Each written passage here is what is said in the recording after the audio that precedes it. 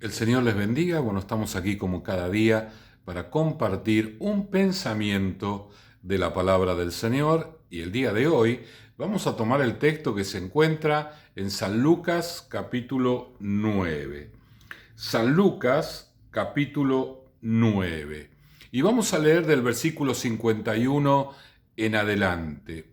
Aquí nos cuenta la historia de Jesús, bueno, ya preparándose para ir a la cruz. Era su último viaje a Jerusalén, él lo sabía, y esto significaba que era un cambio de tiempo, ¿verdad? Él durante un tiempo estuvo ministrando, sanando, haciendo milagros, cosas maravillosas hacía el Señor, pero a partir de la cruz sería la iglesia la que tendría que trabajar. Entonces estaban en un momento límite. Y límite me refiero en cuanto a los tiempos del Señor. Varias veces hemos hablado un poco acerca de los tiempos de Dios y que tenemos que reconocer los tiempos del Señor, porque Dios no se mueve o no actúa de la manera en que nosotros lo hacemos en este tiempo terrenal, este tiempo cronos, que es el tiempo humano. ¿Sí? Dios se mueve en otra esfera de tiempo, con otras situaciones y con otras circunstancias. Tenemos que entenderlo para no cometer el error que cometieron aquí los discípulos, pero todo nos enseña, todo nos ayuda a bien. Leemos versículo 51. Cuando se cumplió el tiempo de que él había de ser recibido arriba, afirmó su rostro para ir a Jerusalén, y envió mensajeros delante de él, los cuales fueron y entraron en una aldea de los samaritanos para hacerle preparativos.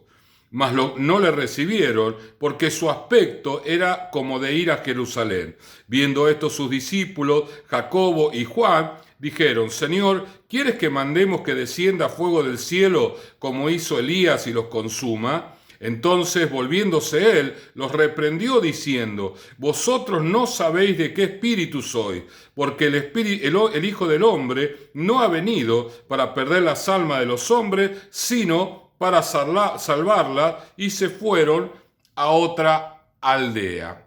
Como nosotros estamos viendo acá, Jesús ya se está preparando porque terminaba un tiempo y se iniciaba el otro. Él debía morir y a partir de allí resucitar. Esto daría comienzo al tiempo de la iglesia. Entonces ya él internamente se había preparado. La Biblia lo describe como afirmó su rostro para ir a Jerusalén, como que él ya dijo, bueno, ya está, ya lo que tenía que hacer en cuanto a milagros, estar con la gente, charlar con la gente, traer una palabra a la gente, ya está. Ahora vamos a la cruz, ¿sí? Entonces él se comprometió, se afirmó hacia el propósito para el cual había venido a la tierra, que era morir. Él no vino particularmente para sanar y para predicar. Esto lo hizo como un anexo. En realidad, él lo que vino fue a morir en la cruz del Calvario. Y entonces, cuando va a pasar por una aldea de samaritanos y lo ven como que va a Jerusalén, recuerden ustedes que los samaritanos aborrecían a los israelitas y los israelitas a los samaritanos. Y Samaria estaba en el medio entre la parte norte de Israel, lo que sería Galilea, y la parte sur, que era la parte de Jerusalén. Entonces tenían que pasar sí o sí por ese lugar. Y claro, cuando la gente pasaba y no tenía una actitud de ir a Jerusalén, para los samaritanos era importante porque compraban y vendían y hacían cosas que le dejaba un dinero. Ahora, cuando ellos se dan cuenta que era para ir a Jerusalén, entonces no le dejaban estar en ninguna aldea, tenían que seguir de largo. Esto molestó a los discípulos, en particular a Jacobo y a Juan. Y tomándose de un episodio del Antiguo Testamento donde Elías estaba allí y Acab mandó un ejército para matarlo a Elías, esa era la intención que tenía. Entonces Elías oró a Dios para que descendiera fuego del cielo, cayó fuego del cielo y consumió a ese ejército de 50 hombres que venía a matar al profeta. Tomando eso del Antiguo Testamento como algo divino, como un milagro del Señor, dijeron, bueno, nos rechazaron, ¿no querés que hagamos descender fuego del cielo y los consuma como hizo Elías? Y acá justamente es lo que quiero resaltar en este día.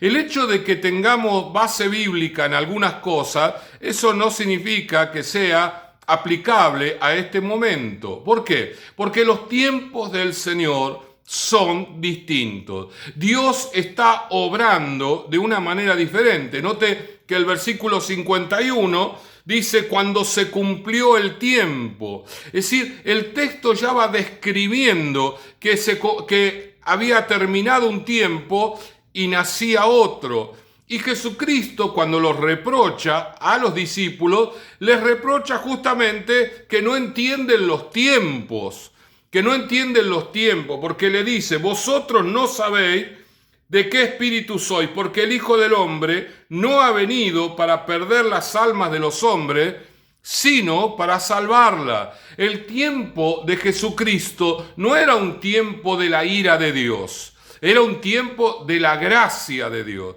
Y cuando la gracia de Dios se manifiesta, el favor de Dios, la misericordia de Dios, el poder de Dios está a favor de la gente. Esto es algo que tenemos que entender. Como también tenemos que entender que hoy estamos en un tiempo de juicio. El Señor ha permitido esta pandemia mundial para que el corazón del hombre en toda la faz de la tierra se humille delante del Señor. El hombre en todas partes, en cada continente, estaba pecando demasiado. Se había olvidado de Dios, le había dado la espalda al Señor. Se creía, el hombre, que era todopoderoso, que podía hacer cualquier cosa y que nada ni nadie lo podía impedir. Vemos que un virus trajo una pandemia, modificó montones de cosas y todavía lo está haciendo. El Señor ha permitido todo lo que estamos viviendo, no para que nos enojemos con los políticos, ni que nos enojemos con las decisiones que se toman, ni nos enojemos con la pandemia, porque es el Señor el que lo permitió. ¿Para qué? Para tratar con el corazón de la gente que se iba a perder, que iba a terminar su eternidad en el infierno, pero por causa de esta pandemia, ellos van a rever montones de situaciones y vamos a llegar nosotros con el mensaje de Jesucristo, ellos lo van a creer y un día van a estar con nosotros allí en el cielo. Nosotros tenemos que entender todo esto. Nosotros no podemos caer en el comentario facilista de las personas que no tienen a Dios. Las personas buscan respuestas y soluciones en los hombres y nosotros no.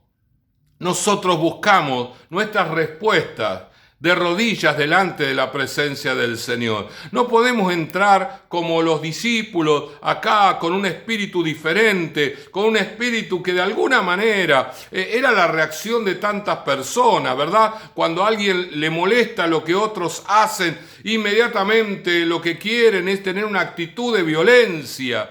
Ellos espiritualizaron su violencia, pero era violencia al fin. Jesucristo le dijo, no, yo no vine para que la gente muera. Si la gente me rechaza, y bueno, lo toleraré y seguiré adelante, pues yo vine para salvarlo. Yo no vine para que se pierda. Y nosotros los discípulos tenemos que entender esto también. Aunque Dios está permitiendo esta pandemia, Dios también en medio de la pandemia tiene misericordia de muchos. Y muchos de los que hoy se van con el Señor o se fueron, ¿sí?, de este mundo, Dios le dio infinidad de oportunidades que rechazaron. Y si la rechazaron, ahí se perdieron lo que el Señor les estaba ofreciendo. Pero la misericordia de Dios con ellos fue grande.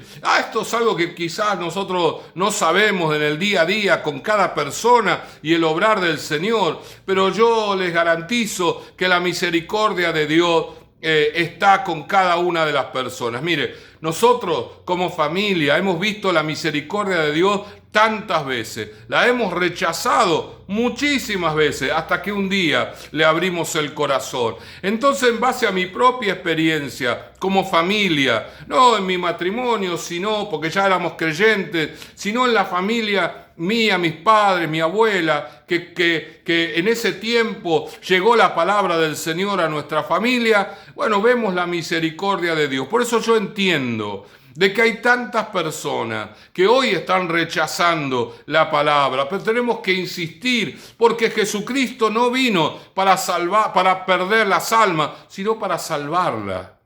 Y eso es lo que nosotros tenemos que entender. Tenemos que apaciguar nuestro espíritu. Tenemos que humillarlo delante del Señor y no enojarnos. Y si viene el enojo, bueno, como dice la palabra, antes de que caiga el sol nos tenemos que desenojar. Tenemos que pedir perdón al Señor por nuestro enojo y volver a tener misericordia sobre todas las personas que hoy su destino es un destino de dolor eterno.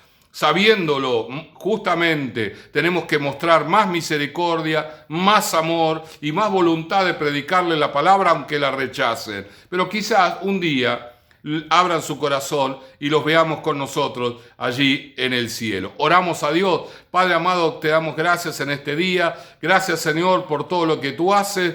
A veces lo entendemos y a veces no lo entendemos, pero ayúdanos, Señor, a comprender tus tiempos, a comprender tu obrar, Señor, a comprender qué estás haciendo en el día de hoy, Señor, y que eso satisfaga nuestro corazón y eche fuera la ansiedad, eche fuera toda preocupación y toda ira, Señor, para estar apaciguados en ti, Señor, actuando conforme a tus tiempos y a tu palabra. Gracias te damos en el nombre de Jesús. Amén, amén y amén. El Señor les bendiga.